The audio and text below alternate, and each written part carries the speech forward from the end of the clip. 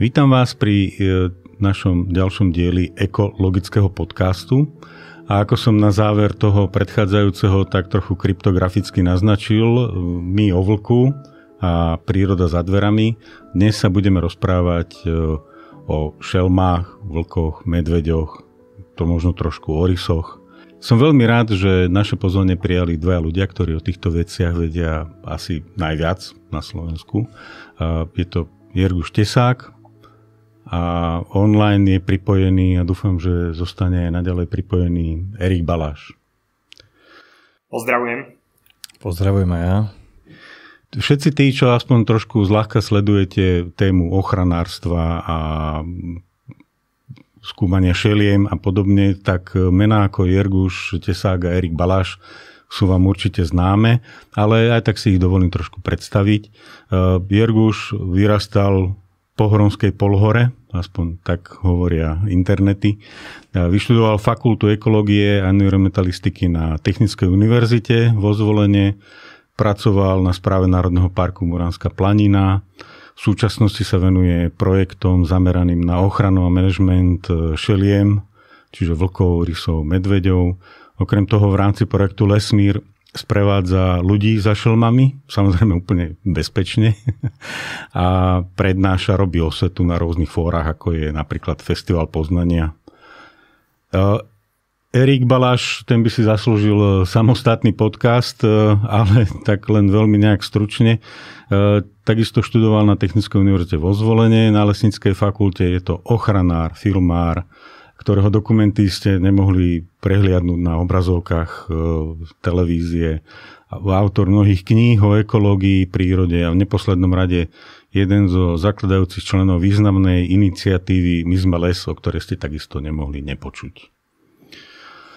Téma šeliem v slovenských lesoch, ale teda nielen tam, je momentálne veľmi populárna a nejaké štatistiky vravia, že početnosť článkov o hlavne medveďoch narastla o stovky až tisícky percent za nejaké posledné relevantné obdobie. My sa na túto tému chceme pozrieť z pohľadu dát, vedeckých poznatkov a oprostených o nejaké emotívne zážitky a príbehy, ale keď sa nejaký vyskytne, nič sa nestane samozrejme. A sme presvedčení, že napriek tomu, že o tejto téme sa veľa hovorí, píše, natáčajú sa videá, tak táto osveta, túto osvetu je stále potrebné robiť a o tejto téme hovoriť a ako nejak vzdelávať slovenskú verejnosť. Tak. Dobre, tak by som prešiel na prvú otázku. Na Slovensku medvedia a vlky nikdy neboli vyhubené, čo je zrejme európska rarita.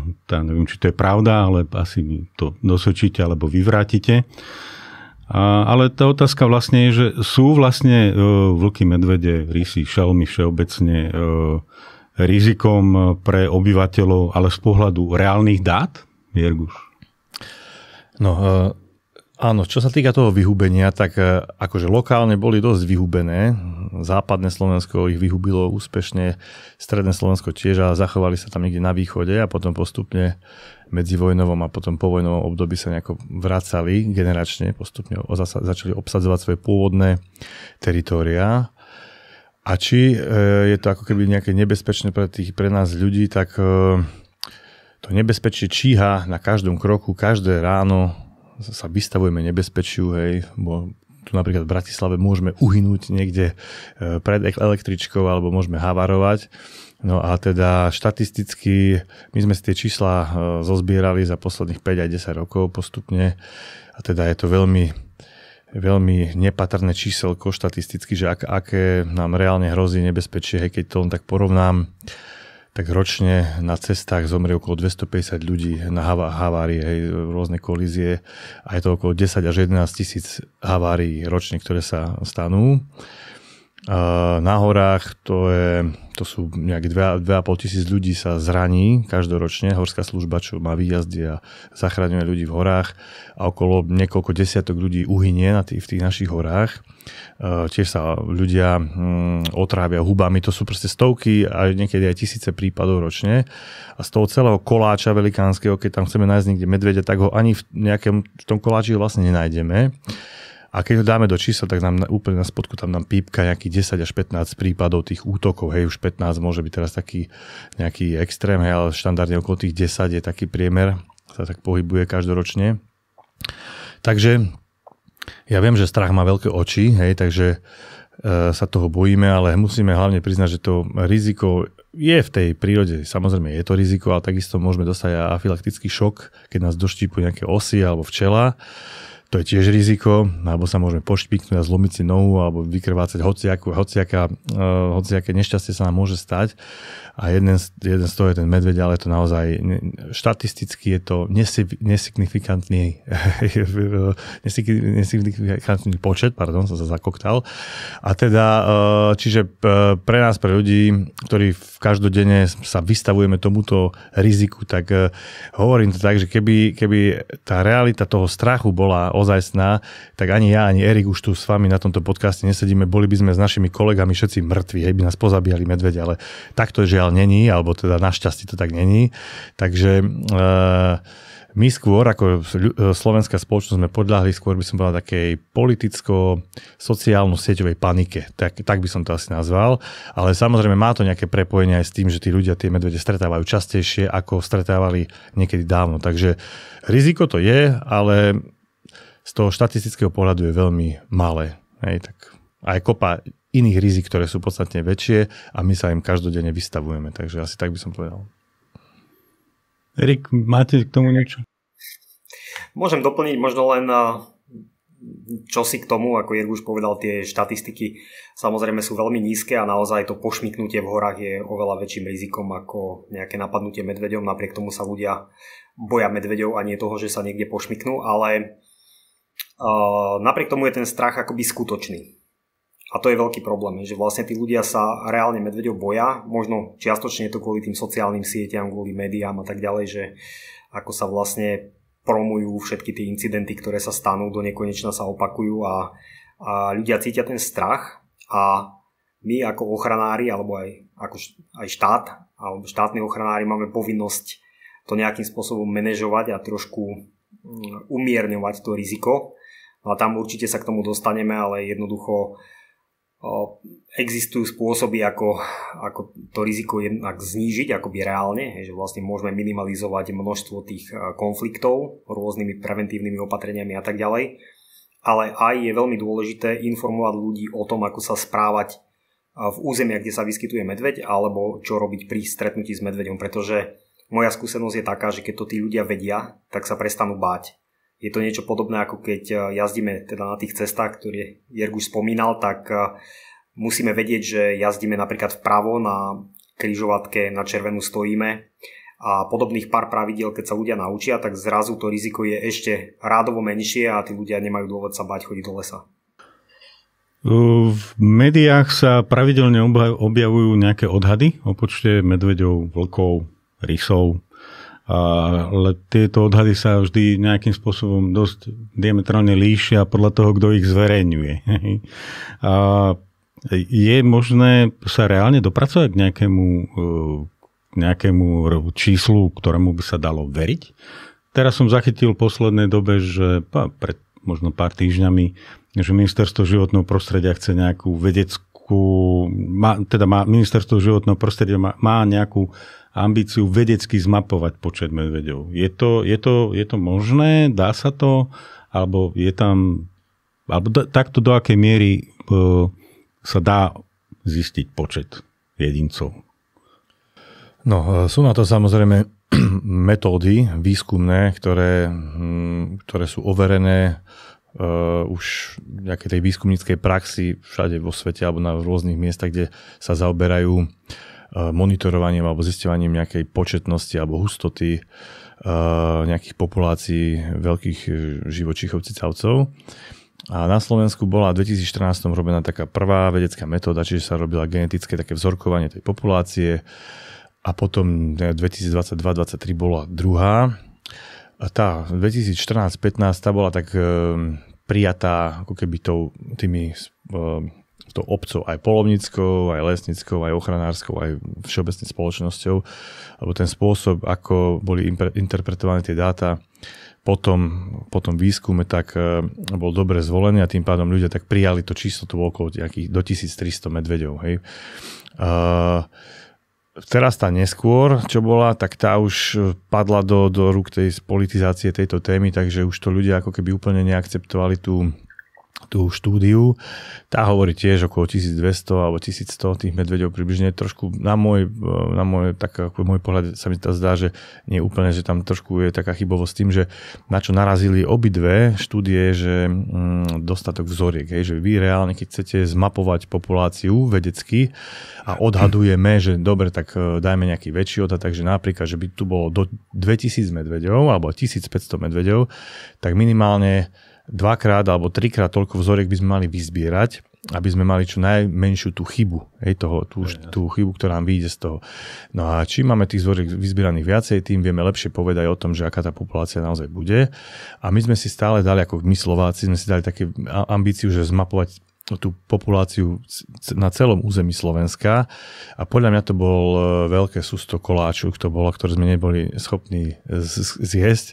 Takže ja by som odporúčal do budúcna, ak by chceli robiť zase nejakú vedeckú štúdiu genetiky alebo teda populácie medveďa, tak by mali vybrať skôr viacej menších území, reprezentatívnych, napríklad nejaké jadrové územia, nejaké okrajové územia a tie úplne vyvzorkovať, zozbierať tam tie všetky možné vzorky, ktoré by sa dali a na základe toho potom takou extrapoláciou vyhodnotiť asi, aká tá populácia naozaj bude, lebo reálne už sa to dvakrát zopakovalo, že sme nevyzbierali ako keby ten stanovený počet vzoriek, ktorý chceme, hej, že by to malo byť 4000 alebo 6000 vzoriek, tak sme boli schopní vyzbierať 2000 alebo 3000 a tým pádom nie každá je samozrejme vzorka dobrá, hej, že niektoré sa proste v tom labáku sa tam nedá odizolovať to DNA, čiže sa tam nič z tej vzorky nezíska.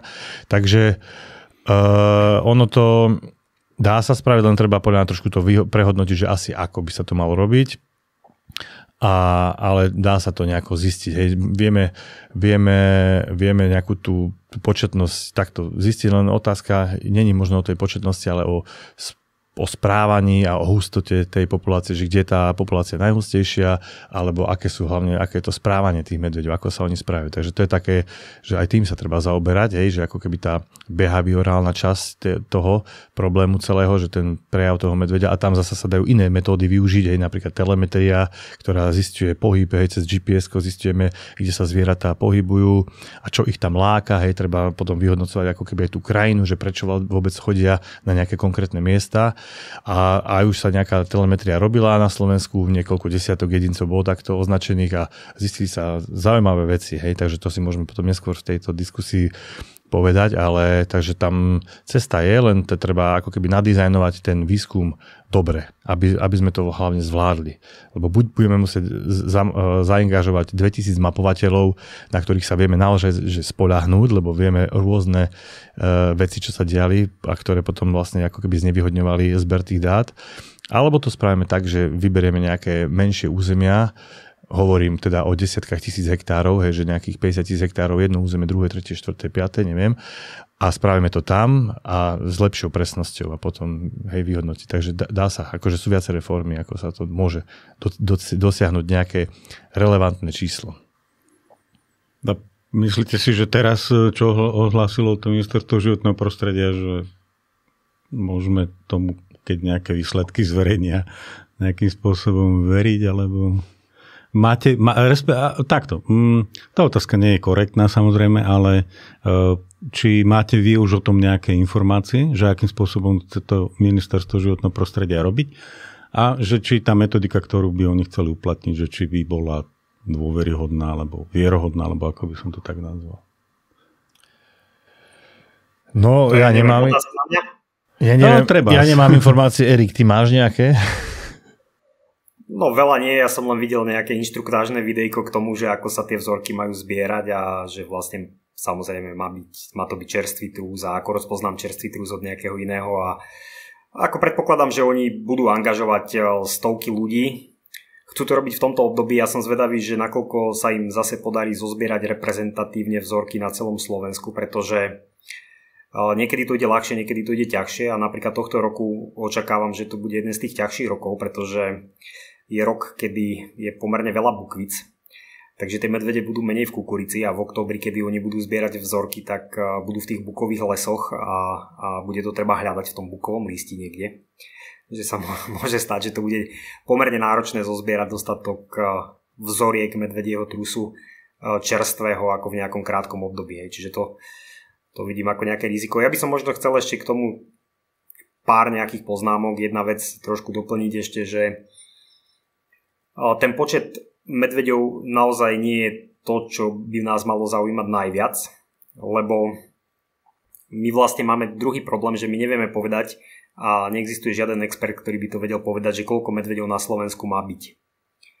Že keď niekto povie, že má byť, ja neviem, 1000 medveďov a teraz zistíme, že ich 2000, tak čo by to malo znamenať? Akože máme 1000 zastreliť a na základe čoho môže niekto povedať, že by ich malo byť 1000. Že to číslo, že koľko tých medveďov by malo byť, nie je možné vedeckou metódou nejako dobre stanoviť reálne v krajine. Je to veľmi problematická vec. Preto to číslo, že koľko je medveďov, je dôležité vedieť preto, aby sme vedeli, že či tá populácia je ohrozená alebo nie je, či je fragmentovaná alebo nie je, lebo tu máme všelijaké bariéry, ako sú diaľnice, nejaké migračné, aby sme vedeli, v akom stave je. Ale to, čo by nás malo zaujímať najviac, sú vlastne konflikty. Že my by sme mali oveľa väčšiu pozornosť venovať monitorovaniu konfliktov, teda kde dochádza k tomu, že tie medvede treba schodia do intravilánov, alebo kde sú tí ľudia napadnutí, kde sú škody na hospodárskych zvieratách, na poľnohospodárskych plodinách. A keď máme zmapované tieto konflikty, tak tam by sme mali venovať pozornosť tomu, ako zabrániť tým konfliktom. A to, ako brániť konfliktom, nemusí spočívať v regulácii počtu medveďov, ale môže to spočívať v nejakých preventívnych opatreniach, alebo keď nejakým zásahom do populácie, tak veľmi cieleným. To znamená, že by mali byť odlovené tie jedince, ktoré reálne spôsobuje opakovane nejaké problémy. Čiže to samotné sčítanie medveďov, nech nám vyjde akékoľvek číslo, a či tomu budeme veriť alebo nie, asi tá genetická metóda je najpresnejšia, akú máme, pretože všetko ostatné sú v podstate výmysly. Tak k tomu, to samo o sebe nám nebude stačiť ten počet medveďov. Potrebujeme vedieť ďaleko viacej tých vecí.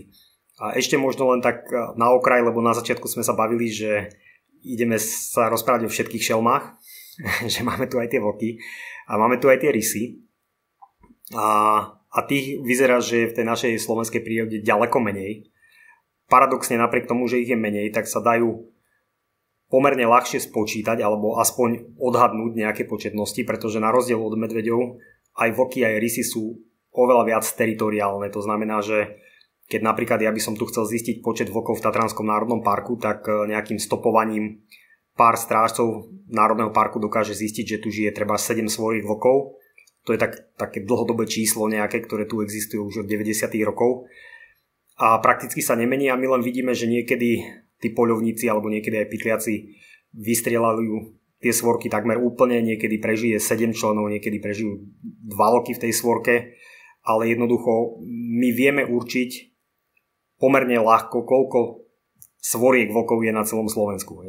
Teraz ja neviem to číslo, ale je to plus minus okolo 50 svoriek vlkov. Takisto pri tých rysoch sa to dá robiť napríklad s fotopascami, že vlastne tie rysy majú to sfarbenie individuálne, čiže sa dá konkrétny jedinec odlíšiť a tým, že sú teritoriálne, že na nejakom území väčšinou je jeden samec a je tam jedna vodiaca samica s nejakými rysčatmi, tak jednoducho, keď máme navzorkované tak územie, ako Jerguš hovoril, že vlastne sa môžeme intenzívne venovať nejakým lokalitám, tak potom to vieme ako keby prepočítať na celý areál výskytu rysa na Slovensku. No a tie čísla sú výrazne menšie, keď sa bavíme o medveďoch, že vlastne pravdepodobne sme niekde nad číslom 1000 jedincov, tak pri tých rysoch a vlkov tam sme ďaleko menej, tam sme niekde možno medzi 300 a 500. Pri vlkoch možno trošku vyššie, pri rysoch menej, takže máme celkom dosť zásadný problém pri týchto druhoch zvierat. Tu by som doplnil, čo sa týka rysa, lebo tomu sa venuje naozaj najmenšia pozornosť a je to veľmi také tajúplné zviera, ktorého ako keby problémami sa až tak nezaoberáme a má problémy dosť veľké v našej krajine. Vieme, že rys sa chráni od roku 2000 nepretržite. je nulový, ako keby nulová tá nejaká kvóta, alebo čo proste rys sa vôbec neloví, je plná ochrana. A kolegovia zo Zvolená, taká aj partia výskumníkov, ja som mal tiež tú česť byť ako keby súčasťou toho výskumného tímu svojho času, tak veľmi podrobne sa venovala monitoringu a u rysa je výhoda to, že má ten kožúšok, ktorý má to sfarbenie, tie bodky, že každý rys má špecifické bodky alebo má také rozetky a podľa toho sa dá vlastne ten rys veľmi dobre identifikovať, že to je ten konkrétny rys na konkrétnom mieste. Robí sa to pomocou fotopasty, sa to volá capture, mark, recapture, čiže zachytím, označím ho, teda si ho zaznamenám a keď ho znovu niekde zachytím, tak tým pádom už viem o tom rysovi, že kde sa pohybuje a že tam je nejaký permanentný, alebo rezidentný, že tam dlhodobo žije. No takto robilo sa to presne tú extrapoláciu, že sa robilo asi 6 alebo 7 území, takým deterministickým monitoringom intenzívnym, to bolo 60 fotopasy na dobu 4 mesiacov, ktoré fotili tých rysov pri pohybe. Samozrejme tí mapovateľia predtým to musia byť rysiari, ktorí sa vyznajú, že kde rys kade chodí, pretože ten rys žije veľmi skrytým spôsobom života a tak. No tak sa podarilo vlastne zistiť, vyvzorkovať tú populáciu. A zistilo sa, je to vedecký článok Karentovi publikovaný v medzinárodnom časopise vedeckom, že štatistiky, dlhodobé polovnícke štatistiky, ktoré teda vyhodnocujú populáciu rysa na nejakých 1500 jedincov, 1200 až 1500, tak dlhodobo niekoľkonásobne ako keby prevyšujú tú realitu a tá vychádza až 5-krát nižšia, že máme na Slovensku okolo 250 až 300 rysov vedeckými metodami potvrdenými, tam bola samozrejme ešte genetika sa do toho ako keby doplňala, lebo je ťažké nájsť rysitrus, pretože rysitrus ukrýva na svojich potulkách, takže tam sa veľmi dobre podarilo zistiť, že polovnícka štatistika hovorí nejaké číslo a realita bola 5-krát nižšia, čiže máme 250 možno 300 rysov na Slovensku, ktoré tu žijú. Sú celkom dobre zmapované tie územia, ktoré sa robili. A teda vieme, že teda hlavný problém môžu byť tie migračné bariéry, ktoré na severnom Slovensku hlavne vznikajú teraz, alebo sú. A druhý, alebo by som povedal úplne ako extrémny problém je pytliactvo. To vidíme, lebo slovenské rysy žijú aj vo Švajčiarsku, keď v 70. rokoch sa takým presunom, takou reintrodukciou alebo reštitúciou podarilo preniesť niekoľko desiatok rysov zo Slovenska do Švajčiarska a tam sa populácia chytila. Švajčiari to vedia robiť dobre. Takže tam žije niečo medzi 100 až 200 rysov, ktoré majú pôvod slovenský a tam sa priemerný rys dožíva 8 rokov aj 9. V sajati sa rys dožíva aj 20 rokov, ale v divovej prírode tam samozrejme sú rôzne nástrahy, s ktorými sa musí vysporiadať. A tam vychádzal na základe tých fotopásy, že sa 8 alebo 9 rokov sa ten istý rys stále fotil v tom svojom teritóriu a keď náhodou odišiel, tak sa nafotil niekde v inom teritóriu, ale bola tam tiež sieť fotopásy, takže to evidovali. A na Slovensku ten istý rys sa nedožíva 10 rokov, ale dožíva sa len 3 roky. Alebo 4 roky a zrazu zmizne. Zmizne z fotopasy, zmizne a objaví sa asi niekde na nejakej stene, najskôr. Takže máme tu veľký problém s pytliactvom, čo sa týka rysa, lebo rys sa dá do ruksaku vopchať, Teraz nerobím návod pre pytliakov, dúfam, že nemáte poslucháčov pytliakov, ale je to proste veľký problém, ale zároveň sa dá podľa týchto bodiek identifikovať aj dodatočne, Čiže keby mi nejaký polovník alebo kto sa mi chválil, že to od starého otca zdedil, si to odfotím a dám do databázy a zistím, že tento odfotený rys pôvodom z 80. rokov má 6 rokov a pochádza z takého územia, tak už zrazu by ten argument nemal takú váhu. Takže s tými rysmi je veľký problém. Ale teda tam sa tá populácia podarila zmapovať. Čiže vieme trošičku ako keby vyhodnotiť, aká tá polovnícka štatistika versus realita, asi aká je, lebo je jasné, že tam duplicita, triplicita je úplne bežná, pretože tie revíry polovné sú menšie ako tie teritória veľkých šeliem, takže tam dochádza k viacnásobnému zarátaniu toho nejakého jedinca. Takže keď máme 5-krát menej rysov, ako je polovnícka štatistika uvádza, tak keď polovnícka štatistika uvádza okolo 2000 alebo 2500 vlkov, tak tiež to treba videliť nejakým číslom, nejakým koeficientom, že koľko to reálne vyjde. Takže rovnako je pri medveďoch. Hej, no a veď som videl, že aj 10 000 údajne tých medveďov máme, alebo 5 000, také číselka strieľajú, lebo v prírode to treba zdôrazniť ľuďom, že v prírode matematika taká obyčajná nefunguje tam. V prírode 2 + 2 nie sú 4. V prírode 2 + 2 môže byť 1, môže byť 3, môže byť 2, hej, že to je proste, môže byť 6, lebo tam ako keby tam je miera prežívania tých jedincov, hej, a takže tam tá matematika až tak jednoducho nefunguje, ale ľudia, ktorí majú pocit, že tak funguje, tak to takto rýchlo nejako vypočítajú a že toto im vychádza nejaký prírastok krát 10 rokov, tak toľko to tu budeme mať medveďov o 10 rokov. Hej, takže až tak jednoducho to nefunguje v tej prírode. Takže s tými číslami je to veľmi také, si treba na to dávať pozor a hlavne ľudia by mali byť takí obozretní, hej, lebo tam, čo sa týka prírody, tá sa veľmi ťažko ráta, hej, počíta. No, takže. Pri týchto číslach by som zostal aj teda pri ďalšej otázke. V mnohých okresoch stále platí mimoriadna situácia kvôli medveďom. A vláda schválila odstrel 350 kusov medveďov a 74 vlkov. Dá sa vedecky doložiť, že takýto plošný odstrel pomôže a zniží počet konfliktov? A ako sa vlastne prišlo k týmto číslam?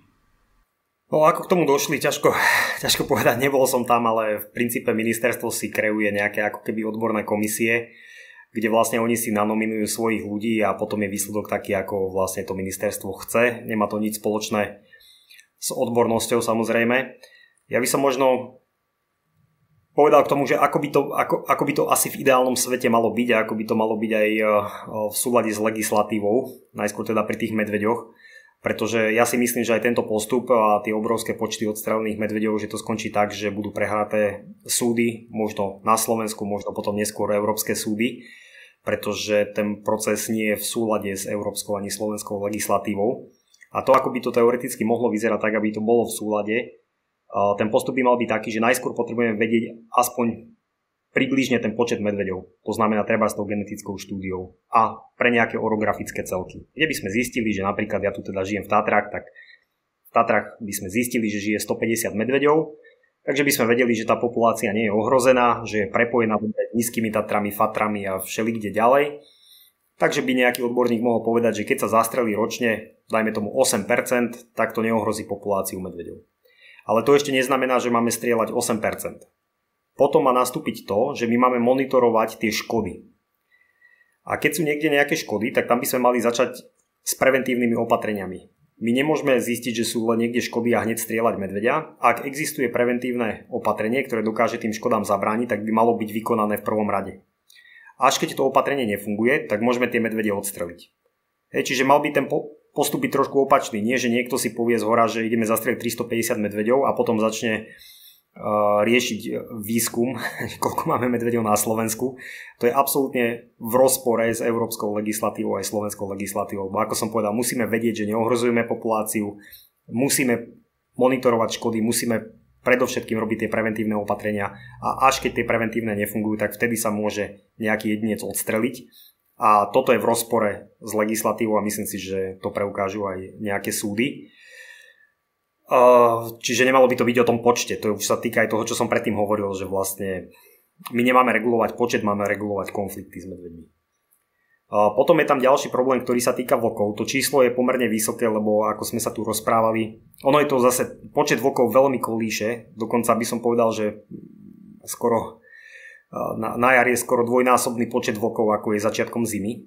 Pretože na jar, keď sa narodia vlčatá, tak v tých svorkách je bežne 8-10 vlkov, ale začne polovnícka sezóna, teraz teda začína v septembri a do januára polovica tých vlkov neprežije. Väčšinou to neprežijú vlčatá, ktoré sú menej skúsené a buď teda poľovníci legálne alebo pytliaci nelegálne ich zastrelia. A tam vlastne ten efekt môže byť ešte aj opačný, že vlastne my chceme regulovať počet vlkov. Tam je to celé také, nevidím v tom veľkú logiku, ale tá argumentácia teda možno, že je kvôli nejakým tým škodám na ovciach a podobne, ktoré sú minimálne a v podstate klesajú na Slovensku a veľmi dobre tam tiež fungujú preventívne opatrenia, ale tam paradoxne častokrát dochádza k tomu, že keď sa rozvráti sociálna štruktúra tej svorky, tak vlastne tie škody sú vyššie. Hlavne ak sa odstrelí ten rodičovský tzv. Alfa pár, tak tie mladé vlky totiž dospievajú dlhšie ako psi, čiže im naozaj trvá 2 roky, kým sú plne funkčné a vedia naozaj samostatne loviť. tak keď sa odstrelí jeden z rodičov alebo obidvaja, tak tie vlky sú odkázané v podstate hľadať si ľahšiu korisť a častejšie treba napadajú tie salaše. Navyše tie svorky vlkov, oni si udržiavajú nejaké tie teritória, pomerne veľké svorka vlkov môže mať kľudne teritórium 20 000 hektárov alebo 200 km štvorcových, aby si to ľudia vedeli lepšie predstaviť. No a teraz keď tam niekde žijú dva vlky, lebo tá svorka je rozstrielaná polovníkmi, tak vlastne oni sú absolútne nefunkčné, oni nevedia dobre loviť a nelovia tak intenzívne, ako by mali. To znamená, že keď potrebujeme regulovať napríklad diviačí mor ošípaných alebo ten africký mor, vlky sú veľmi efektívne v tom, že zabíjajú choré zvieratá. Tým, že ich zabijú a zjedia, tak sa bráni šíreniu tých chorôb. Keď potrebujeme regulovať počet bylinožravcov, ako sú jelene, zase lesníci aj poľnohospodári sa sťažujú, že máme obrovské škody spôsobené jeleňou zverou, no tak keď máme niekde dva vlky, tak lovia raz za čas, lebo nie sú ani schopné tak efektívne a nepotrebujú toľko potravy. A keď je vo svorke 15 vlkov, ako je to bežné v krajinách, kde tie vlky sú naozaj chránené, aj v Poľsku sa to občas dá vidieť, takáto veľká svorka, no tak tí každých niekoľko dní zabijú nejakého jelenia a tam je ten tlak viditeľný a vlastne ovplyvňuje to celý ekosystém. Takže na to, aby tie vlky boli nie len akoby formálne v tej krajine, že povieme, že máme vlky, ale aby boli funkčne prítomné, to znamená, že tie vlky reálne ovplyvňujú ekosystém, tomu sa hovorí, že top-down regulácia, existuje o tom kopa videí všelijakých, napríklad z Yellowstonského národného parku, môžu si potom poslucháči pozrieť, tak je to úplne úžasná vec a na to, aby tie vlky boli funkčné, tak my vlastne nepotrebujeme tie vlky naozaj strieľať, skôr tomu škodíme a nie je to dobré. A ešte možno by som povedal jednu vec k tomu, že ono to formálne zase vyzerá tak, že vlky sa nesmú loviť v niektorých oblastiach, napríklad v územiach európskeho významu vyhláseného na lov vlka, alebo v pohraničných oblastiach s Poľskom. Lenže tie teritória svoriek sú také veľké, že napríklad Tatranský národný park má treba z tých 7 svoriek vlkov, ale každá jedna svorka vychádza za hranice národného parku, teda za hranice územia európskeho významu. To znamená, že každý vlk je potenciálne možné ho teda uloviť. A to sa týka celej našej populácie. Takže aj keď formálne máme vyhlásené nejaké zóny, kde sa poľovať na vlky nesmie, tak v realite každý vlk je ohrozený. Podľa toho, čo viem, tak legislatíva umožňuje lov bez nutnosti identifikovať problémového jedinca, či už medveďa alebo vlka. Je to takto v poriadku a aké vlastne by mali byť kritériá na to, aby sa definoval problémový jedinec, teda medveď alebo vlk? Vlky robia teda samozrejme hospodársku škodu na ovciach a medvede je to hlavne kvôli tomu, že majú strety s ľuďmi alebo robia aj nejakú inú škodu medvede. Jerguš. No, medvede robia aj inú škodu. Ja konkrétne mám takého medveďa 30 metrov od domu, ktorý chodí na slivky, je to medvedica s 2 mladými, ale iba v noci tam chodí. Medveď napríklad vyžierajú včelíny, včelie úle, majú radi med, to je také najpikantnejšie jedlo medvedie, lebo má taký buketík, že ich to štípe na nožteku, keď žerú ten med, lebo sa včely bránia samozrejme. Takže sú taký medveď škodník, že chodí a už si tak zvykne a už ide obchádzať tie záhrady a buď tam vyžiera tie sady, alebo vyberá tie včelie úle. Takže sú, alebo dokonca aj sú aj medvede, ktoré zaútočia na ovce. To spravidla by on väčšinou jednu ovcu unesie, že nie vlky vedia robiť aj väčšiu škodu, že aj viacej, aj niekoľko desiatok ovec vedia podrhnúť. Takže sú aj medvede, a to tak aj bolo, že vždy bolo, že sa proste lovilo priemerne od 30 do 60 medveďov každoročne a boli to hlavne teda tieto problémové medvede, ktoré sa lovili. Teraz toto ja by som aj nenazval, že regulačný odstrel, to je taký redukčný, že chceme zredukovať populáciu. Ja neviem, aké majú oni plány, lebo 350, dobre, neviem, koľko sa im podarí odstrieľať, 150, 200, to neviem. Asi tých 350, podľa mňa to sa to nestihne, neviem. Iba ak by mu to veľké jatky museli začať. No ale či oni majú nejaký plán, že chcú 350 možno po dobu 5 rokov, alebo neviem, toto neviem presne, že nikto asi nejaký taký materiál, že ako majú tú stratégiu, že čo chcú vlastne robiť s tým veľkým odstrelom do budúcna. Ale aj aj v iných krajinách, kde majú medveďa aj nejakých Slovinci, Chorváti, tak oni majú akože prioritizuje, že tam sa lovia najprv tie problémové medvede a potom sa tam loví regulačne, hej, že oni to majú nejak tak nastavené. Tam vznikol nejaký konsenzus dlhodobý, že proste Chorváti majú populáciu nejakých, že chcú mať 1000 medveďov a to, čo je nad tým, tak tam stále nejaké 8 až 10% niečo tam odstrelia. A majú tam nejakú zelenú zónu a červenú zónu. Zelená zóna vlastne to sú tie veľké územia, tie veľké hory, pohoria a potom majú tú červenú zónu, kde medvede nemôžu byť, to je to vlastne prímorská oblasť, tam medveď nie. Čiže on je ako keby v tej oblasti, kde môže si kľudne žiť. No a pri vlkoch tam to takto není tiež, hej, že tam by to reálne mohlo byť, viem, že to tak Nemci majú, že 3-krát a dosť, že keď vlk 3-krát príde na nejakú farmu, tak potom sa už z neho prestáva stávať chránený jedinec, lebo už opakovane chodí robiť škodu, hej, že drhne napríklad nejaké ovce alebo nejaký dobytok. A tam pri vlkoch by sa to dalo veľmi galantne vyriešiť tak, že ten odstrel tých vlkov problémových by sa mohol realizovať len ako keby v tej oblasti tej farmy, kde ten vlk chodí. Vtedy vieme, že riešime konkrétne toho vlka, ktorý tam chodí na tie ovce, hej, alebo na ten dobytok. Takže, lebo nemá žiaden význam strieľať niekde, akože nemá význam pre reguláciu tých problémových situácií strieľať vlka niekde v horách, pretože ten vlk, to je neviem aký vlk, hej, aký nám vyjde pred posed, tak toho strelíme, ako hovorím tak všeobecne. Ale má význam, keby sme chceli naozaj pomáhať farmárom, gazdom, chovateľom, tak by sme mali, keď tak strieľať vlky práve tie, čo opakovane chodia na ten salaš, hej, alebo na tú farmu.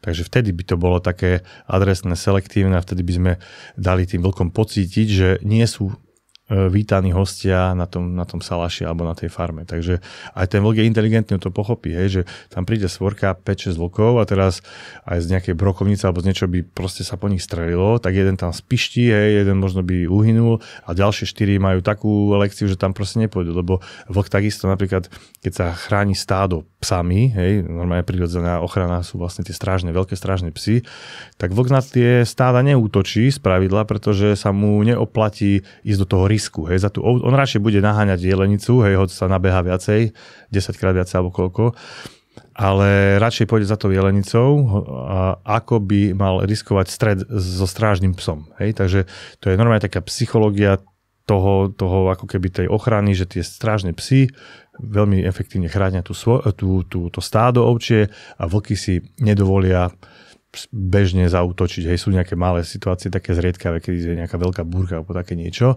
Čiže to funguje, takže vlk veľmi vníma nejaké rizika, hej, takže a v minulosti to aj tak bolo, hej, že tí valasi mali proste nejakú tam brokovničku a vyťali tam po tej svorke, tam na ktorý spišťal v tej tme a vlky dali pokoj salašu, hej, no ale teraz my keď strieľame vlka niekde v horách, kde on netuší, hej, že prečo bol vlastne ulovený alebo prečo nejaký člen tej svorky bol odstrelený alebo tej rodiny, alebo to je rodina vlastne, tak on vlastne nemá to žiaden takýto ako v úvodzovkách výchovný charakter. No, takže, a to selektívne by malo byť aj pri medveďoch. Hej, medveď sa učí.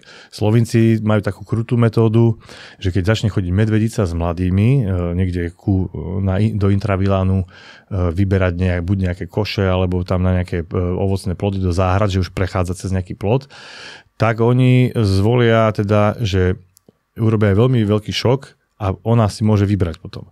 Ale odstrelia jedno z mláďat. A pre ňu je to taký veľký šok, že by ju to malo odradiť. Ak jej závislosť je vyššia ako že príde o to jedno mláďa, tak potom už je akože má zažehnaná, hej, tá medvedica. Ale takto to robia, je to kruté, ale je to funkčné. Hej, že ona potom už si povie, že má ešte ďalšie 2 a je to presne to isté riziko, ktoré má v tých horách, že ten medveď, ona sa vyhýba medveďovi, hej, cez rúľ, lebo nechce, aby jej zabil mláďata, tak takisto sa bude vyhýbať dedine, lebo nechce prísť o ďalšie mláďa. Takže má to svoju logiku a takto to robia Slovinci. My sme urobili pár chyb, že odstrelíme matku medvedicov a behajú tam potom medvediatá, nevieme čo s nimi. Hej? No, takže to nie je bohviaké šťastné riešenie. No, takže dá sa to riešiť, sú tie metódy, môžeme sa učiť všade vo svete, veľmi veľa krajín, kde žije medveď a kde majú aj pomerne funkčné zásahové tímy Aj ja, že keď som robil vo WWF, tak sme takí oslovili tam z Ameriky, aj boli ochotní sem prísť, nejaké školenia nám spraviť, no ale nevyšlo to, inou cestou sme sa vybrali. No takže zatiaľ ideme touto cestou, podľa mňa je príliš taká krutá, ale tak ja neviem, no, možno sa to zmení časom. Nie je to aj preto, že to je jednoduchšie? Alebo je to jednoduchšie? Takýto plošný nejaký odstrel alebo plošné kvóty, Erik? Tak ľudia majú jednoduché riešenia na všetko, akurát, že tie jednoduché riešenia väčšinou nefungujú. To je asi ako pitie sava na liečbu rakoviny. Že odstrel nefunguje, pokiaľ nerobíme prevenciu. Pokiaľ nebudeme mať strážne psy na tom salaši, tak je jedno, koľko vokov budeme strieľať, nakoniec ich musíme zastreliť všetky. Tak to aj v minulosti bolo. Že preto tie vlky aj medvede boli v minulosti takmer úplne vyhubené, pretože jednoducho tí ľudia strieľali, potom trávili strychnínom všetko, čo tu bolo. A keď chceme tu tie vlky mať a tie medvede mať, tak sa musíme s nimi naučiť žiť.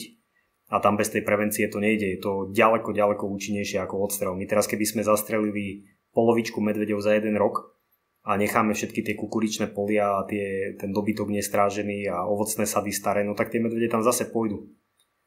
To sa vlastne nijako nevyrieši ten problém. Ako môžeme ich strieľať veľa a dokonca môže byť viacej konfliktov, ako keď sa ich loví ďaleko menej, ale rieši sa prevencia.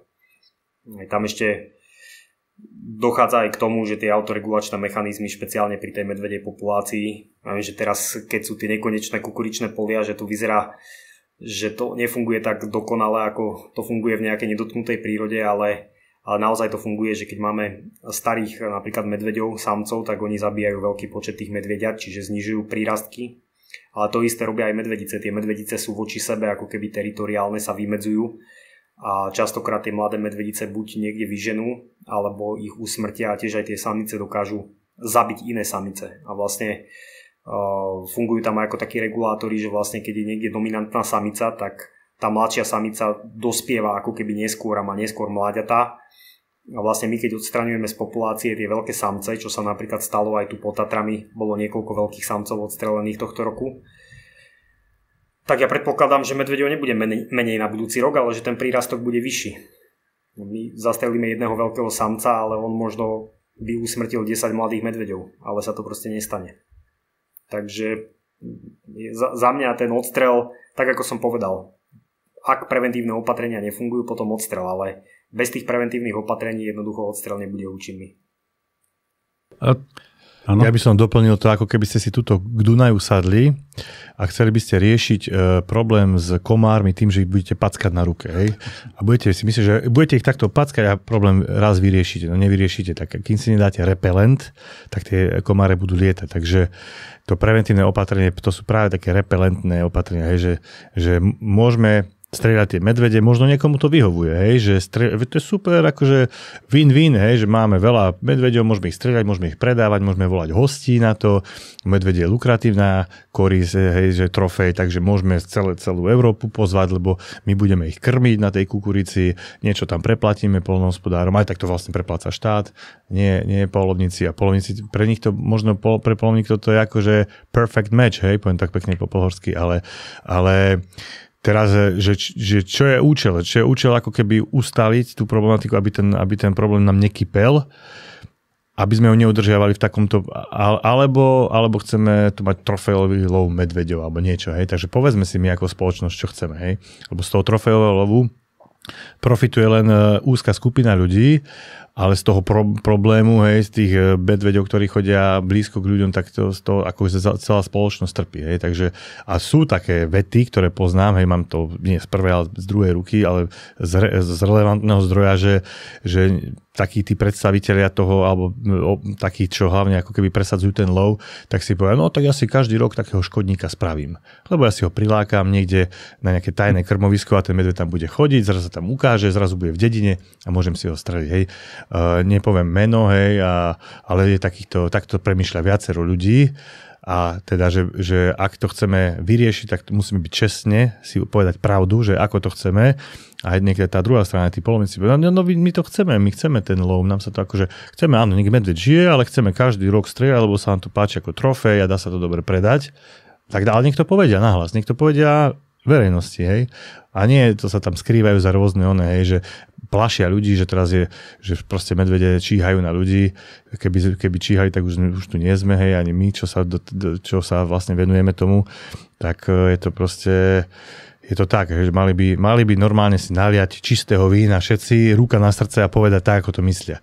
Lebo ak sa nepriznáme, alebo ak sa nepriznajú tí ľudia, ako to vlastne, čo na pozadí riešia, tak tým pádom sa tu budeme stále hrať nejakú takú tieňovú hru. Hej.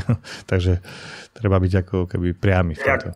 Ak môžem ešte do toho vstúpiť, lebo Jörg už spomenul veľmi dôležitú vec a sme sa toho nedotkli, tie vnádiska, lebo to sa ukazuje ako jeden z najvážnejších problémov, ktorý dnes máme v súvislosti s medveďmi, pretože nielen, že tie medvede sa lákajú do blízkosti obcí, lebo väčšinou tie vnádiska sú niekde na rozhranie lesa a lúky, čiže už sa dostávame niekde bližšie k tým obciam, ale vychovávame samozrejme viacej medveďov, majú viacej potravy, tak ich bude viac, keď ich budeme krmiť nekonečným množstvom potravy, tak budeme mať nekonečne veľa medveďov nakoniec, ale je tam ten problém, že tie medvede, keď si dlhodobo zvykajú na tú potravu od ľudí, a tak oni tie lokality považujú ako keby za svoju korisť, niečo podobné. Čiže ten medveď, keď tam pravidelne chodí, je tam vnadisko, je tam nejaká húština a potom ide nejaký hubár, ktorý aj netuší, že tam je nejaké vnadisko, tak to dramaticky zvyšuje riziko napadnutia človeka medveďom a myslím si, že aj tohto roku z tých prípadov, čo sa stali, tak asi 2 prípady boli presne takéto, že to bolo v blízkosti nejakého vnadiska a je veľmi pravdepodobné, že ten medveď si vlastne ako keby bránil tú svoju korisť, pretože tam má tú neobmedzenú potravu dlhodobo. Vlastne ste mi zodpovedali aj na otázku, ktorú som chcel následne položiť, že ako sa vlastne z takého normálneho plachého medveďa, neviem, to je môj laický výraz, stane ten problémový, takzvaný synantropný. To slovo teda pochádza z gréčtiny, čo som si teda našiel, že je to vlastne, že ten medveď ako keby spolužil s človekom, aj keď teda nie je asi v nejakej idylickej zhode. Hej. Že vlastne ste mi aj odpovedali teda, že ako sa z takého medveďa stane. Ešte možno k tomu poviem len jednu vec, lebo ono to vyzerá tak, že to musí byť nejaká akoby dlhodobá záležitosť, ale sú zdokumentované prípady, kedy tú synantropizáciu spôsobilo jedno prikrmenie medveďov. Treba sa vyskytla nejaká medvedica. Čiže v priebehu povedzme pol roka alebo pár mesiacov sa to môže stať? Jedno krmenie. Že bola treba z medvedica nejaká vystresovaná s mláďatkami pri ceste, lebo ju nejaký veľký samec ohrozoval trebárs. Videli ľudia medvedicu pri ceste, hodili jej horálku a tá medvedica odtedy chodila za ľuďmi a nakoniec musela byť odstránená z populácie. Čiže to stačí niekedy ako jeden takýto zásah. Čiže to, čo v Amerike hovoria, že fat bear, dead bear, že krmený medveď je mŕtvý medveď, tak naozaj niekedy vzniká ten návyk veľmi, veľmi rýchlo. To ešte by som doplnil, že áno, aj takto to vzniká, ale samozrejme aj ten celý problém s tým prikrmovaním sa vyvíja aspoň 20 rokov. Hej, že ja som z takého aj polovníckeho prostredia, hej, že môj otec je polovník, a chodil a videl som to z tej strany, hej, z tej polovníckej, ako keď som vyrastal v tom prostredí. A viem, že my sme chodili hrabať seno a dával sa seno do seníkov pre zver na zimu. Hej. A zimy boli zimy, hej, že nás nežilo proste tá zver reálne, keď tam akože si neprilepšila nejakým senom, ktoré pochádzalo priamo odtiaľ, čiže lúčka sa pokosila, tým pádom tá lúka fungovala, kvety, hej, motýle, všetko, čiže také sa robilo ako opatrenie, že aj tie lúky tam prežívali, že nezarastali, ale mali teda aj tú potravu prirodzenú, tak tam tá zver, ale to boli jelenice, hej. Diviaky nebolo treba ako keby prirodzene netreba ťahať hore dohôr, lebo diviak je skôr nížine zviera. Ale potom samozrejme kvôli trofeji a kvôli zaujímavému revíru sa aj začali lákať diviaky, takže sa začalo tam aj zrazu sa začala kukurica, hej. Donáša to nejakom roku 2000. Začala sa kukurica a tým pádom už postupne ten diviak si na to zvykal, ale nielen diviak, samozrejme aj jelenice, aj medveď si na to zvykol, lebo medveď je všežravec, má veľmi podobnú tú dietu alebo veľmi podobný zdroj potravy ako diviaky, hej, takže veľmi tak akože to kopíroval a tie medvede si úplne na to postupne zvykali a potom generačne, hej, že každá matka vychovala tie svoje mláďatá a vychovala dceru a tá dcera akože best practice, že to je najlepšie na tie. Čiže oni medvede žijú v tom, že my ich máme radi, my ich krmíme, nosíme im do lesa, nechávame im otvorené záhrady, nechávame im kontakt kontajneri, však my ich máme radi. Oni si myslia, reálne medveď si myslí, že ho máme radi, že ho krmíme. Takže on, že tu môže byť, nie? Tak a idem pozrieť medzi tých ľudí. Hej, že skúste sa vniesť do tej psychiky toho medveďa, že on aké podnetný od nás dostáva a na konci potom odstrelíme za to. Hej, to on to nechápe, že čo sa deje. Takže my mu dávame veľmi veľký signál, že ho máme radi, že chceme ho krmiť, aby sa nás zvykal. Teraz 20 rokov to vzniká a my ani reálne ten problém nevieme za 2 sezóny vyriešiť. Reálne to si treba nastaviť na 10 rokov, na 15 rokov, ako keby, že čo s tými medveďmi, lebo napríklad aj to prikrmovanie. Keby sme úplne, že vypli zajtra prikrmovanie, tak tie medveďe na to nejako reagujú. A tam je ten Pavlov reflex, že si spája si to je ako môj názor, že ten medveď si spája ten ľudský pach, ktorý tam cíti, lebo niekto to tam musel doniesť, to krmivo vysypať, pokračoval tam, on tam zanechá tú svoju pachovú stopu. Takže on postupne si na to navykne a on potom, že človek, nie že človek je jedlo, ale človek je zdroj potravy, akože že ľudský pach, viem, že niečo pri tom sa mi ujde, niečo pod zub, tak takto dlhodobo vznikalo a teraz keby sa chceme potrebovať nejako vrátiť naspäť, že tie medvede by mali na novo splachieť, že by mali byť na novo plaché, tak musíme to samozrejme tiež generačne to postupne z nich vytláčať ten pocit, že ich máme radi a že ich stále chceme všade krmiť. A teda postupne aj vypínať tie krmoviska. Hej, že ja by som to napríklad neurobil plošne, že zákonom, že od zajtra, lebo tá populácia na to začne reagovať napríklad tak, že začne hľadať ten zdroj potravy pri tých ľuďoch a ide do tých záhrad a ide na kontakt s tým človekom. Hej, takže ono by to bolo postupne nejako takto vypínať, vyťahnuť ich naspäť tam, ale tiež z roka na rok. Hej, mať normálne stratégiu, že ako to treba spraviť. Hej, to je môj názor. To ja si myslím, že takto by sme to mali robiť. Opäť ste mi zodpovedali na otázku, ktorú som ešte nepoložil, ale pri tom, že ako sa z nich stávajú tie synantropné, tá kukurica, tá ma fascinuje. Ja by som v živote nepovedal, že medveďovi chutí kukurica. Ak to bol surová, hej. To ešte si pamätám si ešte tak možno aj 15 rokov dozadu, keď sme také stanoviska, že keď sa ešte, že vňadenie medveďa kvôli odstrelu nepoužívať mäsitú potravu, lebo ešte to sa tiež dlhodobo sa predtým takedy zdochnutý kôň alebo krava, na to prišiel medveď a odstrelil sa, hej, v takých 80. 90. roky. A keď sa toto zakázalo, že tá mäsitá potrava, tak sa to vysmievali, Ježiš, no čo ty ochranári, že on rastlina potrava, chy. A teraz medveď je závislý na kukurici, hej, takže je to taká sranda. Medveďovi chutila kukurica odjak živa? Pre mňa je to proste niečo. Americkému, hej. Taká informácia. Ja by som možno, ako ten medveď stále ide po potrave, ktorá má najviac kalórií. A je to akoby celkom zaujímavé, lebo niekedy napríklad môže si vybrať medzi čučoriedkou a kukuricou, tak si vyberie kukuricu. Ale keď má napríklad bukvice a kukuricu, tak si možno vyberie tie bukvice. Že tam má ešte viacej tých kalórií. Alebo u nás sú to limbové oriešky v Tatrách, tak tie sú pre nich väčšie lákadlo ako kukurica. Keď sú, akurát, že ich nie je veľa. Preto je aj dôležité chrániť tie staré lesy, pretože tam častokrát nájdú lepšie zdroje potravy. Ale ešte by som povedal takú zaujímavú vec, že najlepším zdrojom potravy pre medvedia sú vlastne vlky. Pretože tie vlky, keď sú v dostatočnom počte a lovia veľmi často, tak vlastne medvede sa priživujú na koristi vlkov. Čiže tie medvede, pre medvedia je mŕtvý jeleň vždy viacej ako kukurica. Čiže aj ten vlk je súčasťou toho biotopu medveďa. Je to veľmi dôležité. No a ešte jedna podstatná vec, ktorá súvisí s tou kukuricou, že ľudia si to málo uvedomujú a treba na to upozorniť, že my sme dramaticky zmenili spôsob, akým sa dnes využíva krajina. V podstate ľudia opustili krajinu. Keby sme urobili fotografiu Slovenska pred 30 rokmi a dnes, tak pred 30 rokmi boli všade v podhorských obciach, alebo teda v tých podhorských oblastiach boli všade domáce zvieratá. To boli bežne čriedy jalovíc, čriedy kráv a oveľa viacej salášov, ako je dnes. Pri tých čriedách dobytka boli pastieri a boli tam v každom katastri desiatky psov, ktoré obchádzali celý kataster, vlastne tie nelesné oblasti boli každý deň obídené tými pastiermi a jednoducho fungovalo to tak, že tam neboli ani jelene, pretože aj tie jelene boli vytlačené niekde ďalej. A teraz sa stalo to, že vlastne krava už sa neživí trávou, pokiaľ sa používa na výrobu mlieka.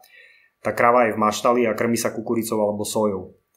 A tie zvieratá zmizli ľudia a zmizli psi z tej krajiny a tie medvede prišli do tých kukuričných polí, lebo tam jednoducho nikto nie je a je tam neobmedzené množstvo potravy. Čiže my sme zmenili tú krajinu, medvede na to zareagovali, rovnako ako jelene a diviaky. A teraz vlastne potrebujeme urobiť niečo my zase, aby sme nastolili nejakú novú rovnováhu alebo nejaký nový typ spolužitia a preto ja sa stále vraciam k tým preventívnym opatreniam, že vlastne bez toho sa nepohneme, tak ako kedysi ľudia vyšľachtili čúvača na to, aby ich chránil ovce pred medveďmi, tak teraz je potrebné riešiť, dobre postaviť elektrické ohradníky tak, aby medvede nechodili na kukuričné pole. To je celé. Tak pýtal by som sa, že a aké sú to tie preventívne opatrenia, ktoré by sme mali zaviesť na to, aby sme stret medveďa s ľuďmi dostali na, povedzme, nulovú úroveň? Tak asi nulová úroveň nebude nikdy, ale vieme to dramaticky znížiť. Ja si myslím, že k tomu treba vždycky prizvať odborníkov a v každej lokalite to môže byť trošku iné. Je dôležité, aby ten strážca národného parku alebo zoológ poznal tú konkrétnu lokalitu, pretože niekde je to preventívne opatrenie len komunikácia s ľuďmi, ktorým sa vysvetlí, že nemajú biologický odpad hádzať niekde za plot, lebo im tam kvôli tomu chodia medvede. A keď to tí ľudia pochopia, tak zrazu tie medvede tam nebudú chodiť. Niekde je to práca na tých hľadiskách a s tou komunitou tých polovníkov. Niekde sa treba rozprávať s agronómom o elektrických ohradníkoch, niekde treba pomôcť vychovať správne tie ovčiarske strážne psy a tak ďalej. Niekde stačí iba pokosiť veľkú trávu.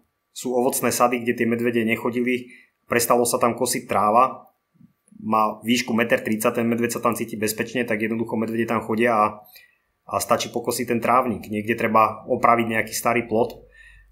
Jednoducho tie opatrenia sú rôzne a vždycky treba identifikovať tú konkrétnu lokalitu, aby sa na to pozrel nejaký odborník a potom v spolupráci s tými miestnymi ľuďmi zaviedli tie preventívne opatrenia. Nejde to urobiť nejak paušálne, to isté na celom Slovensku to nebude fungovať. Ešte možno v tých horských obciach by som povedal, že sú to tie bear-proof, teda kontajnery, ktoré sú odolné voči medveďom. To je dosť podstatná vec.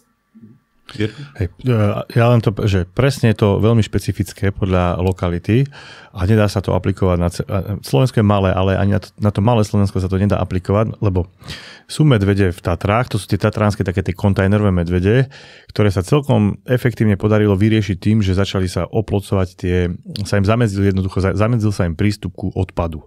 Tak medvede tam v podstate prestali chodievať nejako masívne, hej, občas možno nejaký prebehne. Ale zasa potom máme nejaké podpoľanie a to je aj o tom, že o tej tráve, že keď sa pokosil, lebo napríklad už vysoká tráva, okrem toho, že sa tam cíti bezpečne, tak potom tam vzniknú tie mraveniska, ona za tými mraveniskami chodí, hej, takže tam potom tie mraveniska vyžiera, takže sa tam tým pádom tam trávi viacej času. Ale je to aj o tých oploteniach, hej, že vlastne ľudia majú už tie záhrady čiže staré a tým pádom ten medveď tam príde zo zadu.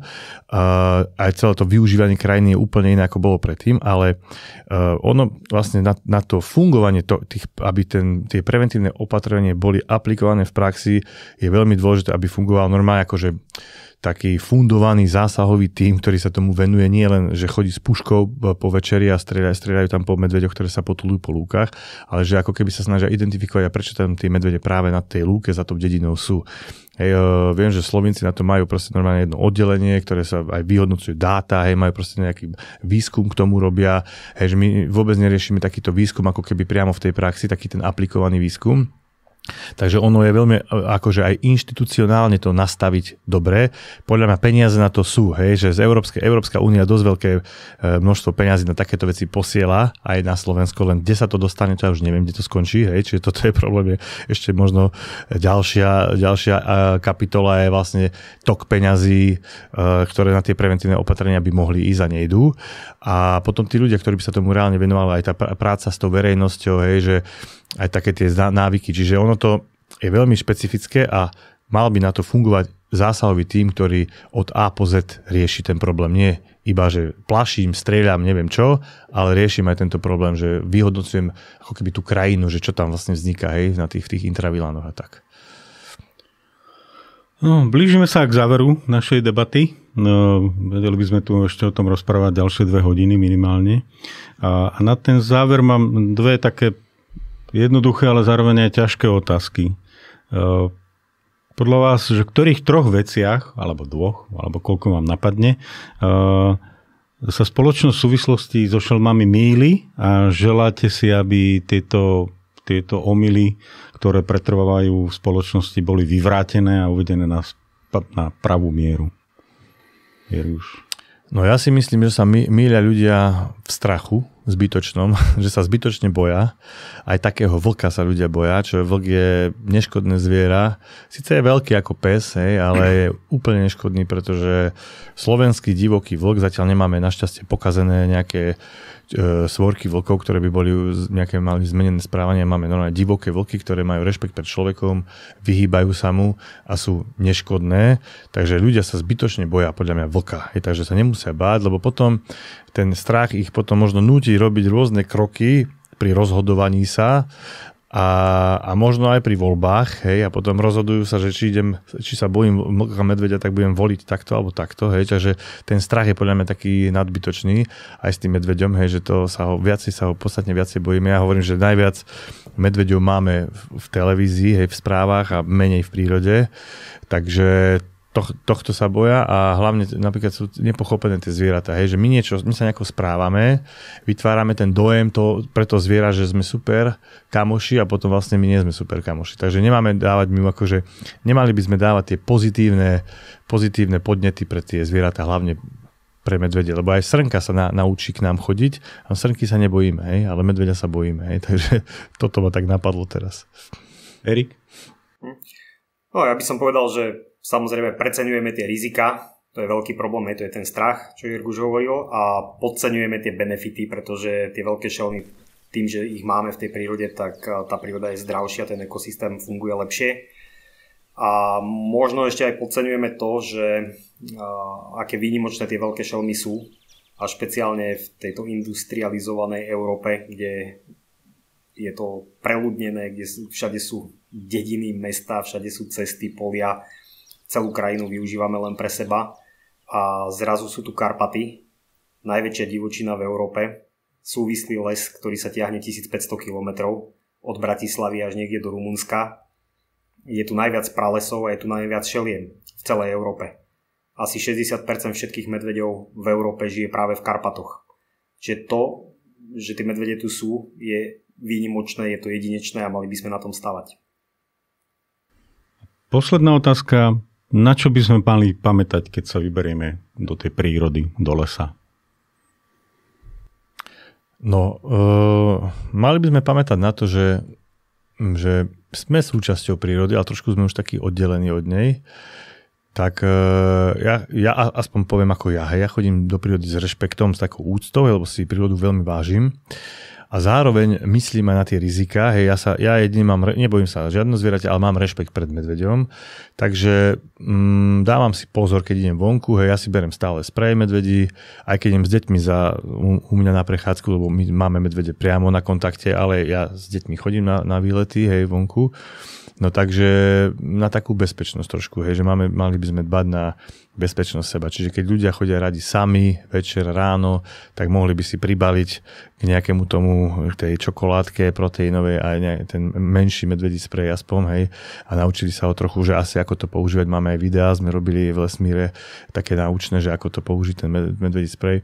Takže asi by na tú bezpečnosť a hlavne, že dbajme na to, že tie zvieratá majú stále pred nami trochu aj strach a rešpekt, aby sme im úplne nerobili stále také veľké stresové situácie, že proste tie zvieratá stále nás vyhodnocujú, sa nám trošičku chcú vyhnúť a my dajme o sebe vedieť v predstihu, keď ideme skupinka, rozprávame, nemusíme hulákať, ale rozprávajme sa, aby o nás tie zvieratá vedeli a majú dostatočný čas, hlavne keď to je nejaká matka s mláďaťom, lebo matka ujde bez problémov, a to mláďa je doplašené, ešte nie je naučené na tie únikové stratégie, takže nechať priestor, a to nielen medvedici s mladými, ale jelenici s mláďatkom, aby zbytočne nevznikali takéto problémové situácie, lebo vidíme, proste máme nejakých motorkárov, a tí doplašia tie zvieratá, dospelé sa vedia nejako to vyhodnotiť, to riziko, ale tie mláďatá sa veľmi môže to skončiť aj smrťou veľakrát, takže mali by sme byť takí ohľaduplnejší k tej prírode a brať ju s rešpektom, lebo príroda bez nás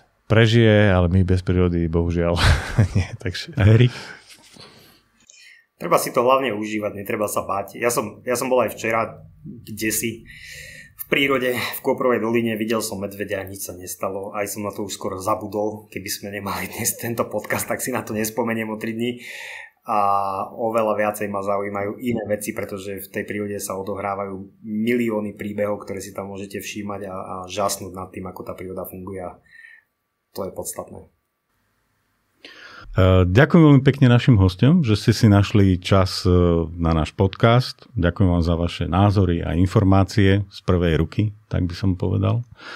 A vás, milé poslucháčky a milí poslucháči, pozývam k nášmu ďalšiemu ekologickému podcastu, v ktorom sa budeme opäť venovať našej srdcovej téme, a to Žitnému ostrovu a možnostiam monitoringu znečistenia jeho podzemných vôd.